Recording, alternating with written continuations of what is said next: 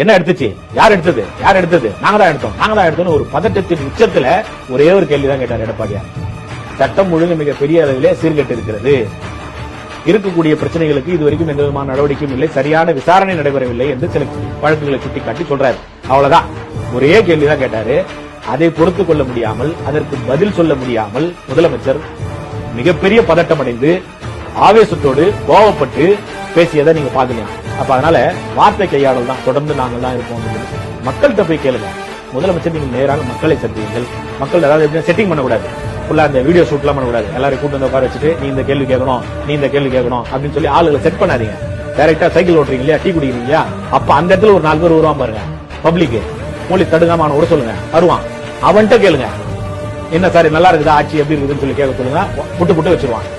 தயவு செஞ்சு இதெல்லாம் பண்ணிட்டு இருக்காதீங்க, சைக்கிள் ஓட்டுறது டீ குடிக்கிறதெல்லாம் பண்ணாதீங்க, எடப்பாடி யார் மாதிரி ஆட்சி செய்யறதுக்கு முயற்சி பண்ணுங்க அப்படின்னு சொல்லி ஒரு சாமானியன் உங்களிடத்தில் சொல்வதற்கு தயாராக இருக்கிறான்.